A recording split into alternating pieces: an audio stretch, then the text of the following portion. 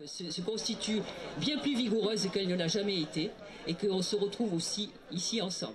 Donc en conclusion, il faut continuer à lutter, il faut inventer, poursuivre la lutte et inventer des nouveaux modes de lutte et surtout travailler dans la coopération et la diversité. On a chacun des méthodes et façons de faire, elles sont toutes aussi utiles les unes que les autres. Et donc il faut travailler, faire une grande polyphonie de lutte pour faire tomber ce projet. Voilà, merci. Alors il y a quand même des sujets qu'il va falloir aborder, c'est l'histoire de la taxe quand même. Et là je crois que effectivement ça touche les gens. On le voit quand on met le stand d'information. Même si on nous dit c'est 3 ou 4 euros, mais enfin on sait que la taxe elle est révisable de toute façon tous les ans. Donc on sait très bien que ça n'ira qu'en augmentation. On va également faire le point sur la biodiversité et l'environnement et je vais passer la parole. Alors pour la taxe, c'est Jacques Lacampagne qui va en dire 2 mots. Voilà, ouais, maintenant. Et puis après, de toute façon, on parlera de la biodiversité avec Alain, peut-être. Ok. Oui, bon, Jacques Lacampagne, donc moi je suis des Amis du Bartos, une petite association du sud Gironde, là-bas, aux confins des Landes et du Lot-et-Garonne. Donc je vais essayer de vous parler de la fameuse TSE, la taxe spéciale d'équipement, qui est en train de nous tomber sur le paletot en ce moment.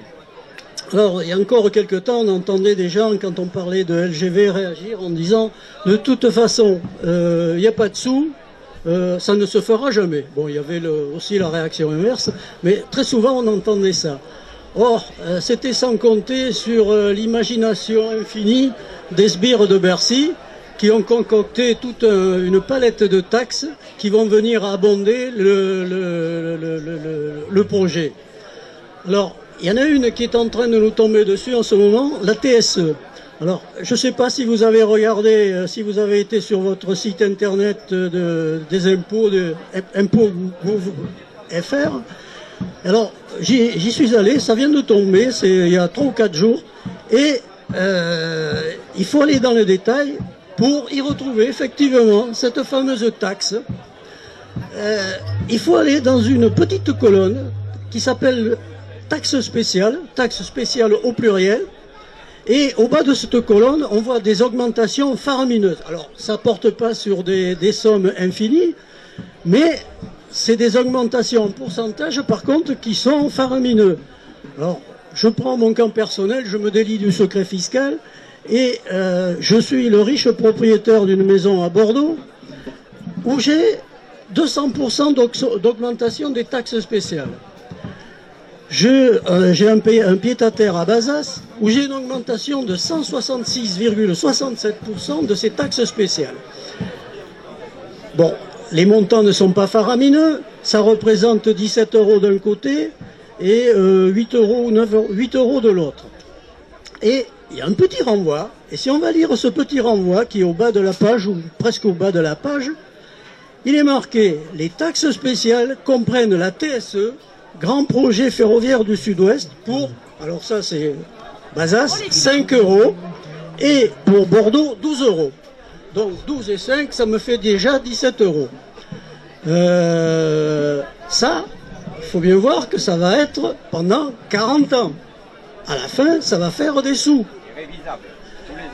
Alors, on va y venir. Je ne veux pas être trop long parce que j'ai tendance à allonger les trucs.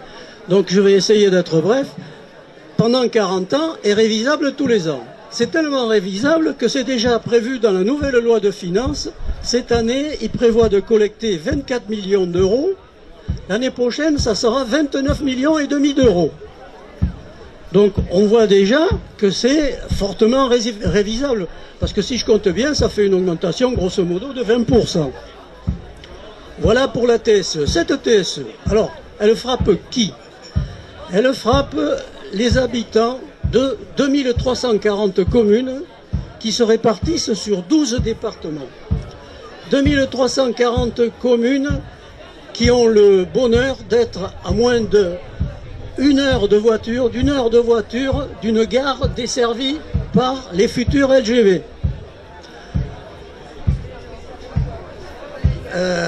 Il est évident qu'à la sortie, ça touche beaucoup de monde. Alors ça touche qui? Ça touche les propriétaires, les riches propriétaires de fonciers bâtis et de fonciers non bâtis. Bon, j'ai quelques parcelles de bois, finalement ça n'a pas été taxé. Alors je ne sais pas au titre de quoi les bois, les forêts échappent à cette taxe. Peut-être que ça représente des sommes trop faibles, parce qu'il est évident que la base imposable est beaucoup plus faible dans les forêts que sur le bâti. Mais bon, toujours est-il que pour l'instant on y échappe. Ça touche également les propriétaires de résidences secondaires, comme moi pour Bazas, en plus de Bordeaux. Ça touche aussi les entreprises qui payent la CFE, la cotisation foncière, je ne sais plus ce que c'est, cotisation foncière, bon peu importe, qui vont devoir aussi s'acquitter de cette taxe. Ce sont les entreprises là, ce ne sont plus des personnes plus physiques. En plus, l'année prochaine, il va y avoir une surtaxe sur la CFE. Une surtaxe qui est de 29 millions d'euros aussi. Et en dernier ressort, nos têtes d'œufs de Bercy ont inventé quelque chose d'autre. C'est la taxation, une surtaxe sur les taxes de séjour. C'est-à-dire que les campeurs qui vont aller du côté de, ici dans le coin, vont payer une taxe LGV. Donc, au total, sur 40 ans, ils prévoient de collecter comme ça plus d'1 milliard d'euros, et ça va toucher beaucoup de monde. Seuls les locataires qui n'exercent pas en plus, qui n'ont pas une entreprise, seront exonérés de cette taxe dans la périphérie d'une heure de transport par rapport aux gares desservies. Donc voilà ce que je peux dire brièvement, parce que ça serait encore beaucoup plus long. Heureusement que tu décomptes mon temps. Donc j'arrête là pour ce qui concerne les taxes. J'espère que j'ai été à peu près clair, parce que c'est un sujet relativement compliqué. Voilà, au suivant.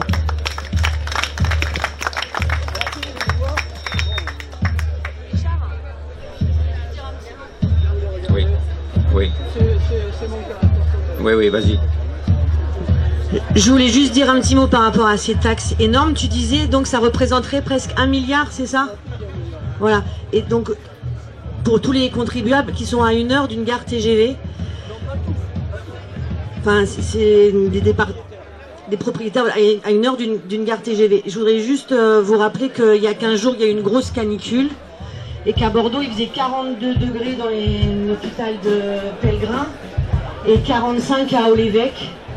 Donc la métropolisation à Bordeaux et les nouveaux bâtiments sont nombreux. J'ai pas entendu parler d'une construction d'un nouvel hôpital. Quand tu parles d'injustice et de gâchis, c'est vraiment des sous dont on aurait besoin et qui seraient beaucoup plus d'utilité publique, je pense.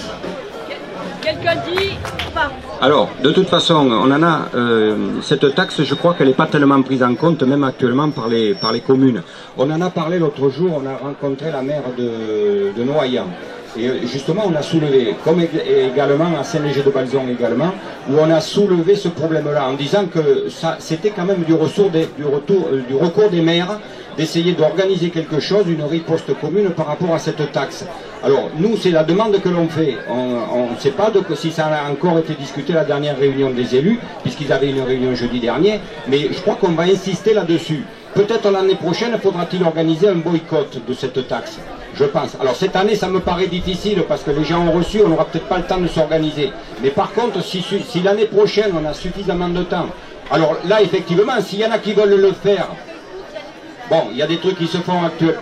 Ouais, il y a des trucs qui se font actuellement, mais bon, je pense qu'il y aura quelque chose à organiser à ce niveau-là. Et en même temps, on a quand même insisté lourdement auprès des élus, et en particulier les maires, par rapport à cette taxe-là. Oui, je ne vais pas monopoliser la parole, juste une chose. Bon, cette taxe, elle est attaquable à tout moment. Hein. Juridiquement, il n'y aura pas de problème, on pourra le faire. Bon, ce qu'il y a, il faut refuser de payer. Alors là, on va se heurter aux impôts, parce que les impôts ne sont que les collecteurs, ils ne sont pas les décideurs. Eux, ils ont un rôle, il faut que l'argent rentre. Donc on va se heurter à l'administration fiscale. Alors là, c'est un gros morceau, ça serait un premier écueil à passer avant d'attaquer la taxe elle-même. C'est relativement compliqué, mais c'est faisable. Alors, on en a discuté un peu. Bon, on a une espèce de petit comité juridique à Bordeaux. On est 3 à bosser là-dessus. Bon, en plus de LGVE, qui est un juriste, je parle pour ce qui nous concerne, c'est Penso, Transcube et Amis du Bartos. On en a discuté un peu. On pourrait aussi attaquer la constitutionnalité de cette taxe, parce qu'il y a des aberrations. Alors je sais pas, j'ai vu tout à l'heure Marie-Ange Chancelet qui va habiter à 150 mètres de cette future ligne, si elle se fait, et qui va devoir payer son malheur. Elle-même va devoir payer et subir en même temps les trépidations, le bruit, enfin tout ce qu'on veut, tout ce qui va avec un train à grande vitesse lancé à 320 à l'heure. Donc la constitutionnalité peut être attaquée aussi à tout moment. Ça l'a été pour la Société du Grand Paris, ça n'a pas été reconnu inconstitutionnel, parce que avant de le convaincre, le Conseil constitutionnel, qui est constitué de vieux machins, et de très vieux machins, et de très très vieux machins, avant qu'on leur fasse, qu'on obtienne de leur part une décision favorable, mais il va falloir être très fort. Donc, mais c'est attaquable juridiquement. Allez, on attaque. Allez. Oui. Bon, oui, merci bien. C'est des précisions qu'il faut donner. Effectivement, il y aura sûrement quelque chose à faire là-dessus. Oui, mais alors, il est vrai que tout ça, ça s'organise. Alors, ce matin, on ne peut pas répondre à toutes les questions parce qu'on est, mais effectivement, c'est quelque chose à organiser. Et ça, je pense que ça peut se faire avec les élus, avec le soutien des élus. C'est important parce qu'un élu dans sa commune, quand même, s'il y a de l'affichage, ça passe sur les panneaux pocket, ça passe, voilà. Il y a moyen d'alerter la population là-dessus qui va de toute façon payer sans s'en rendre compte les 3 quarts du temps. Et on se met dans le paquet, souvent on est comme ça.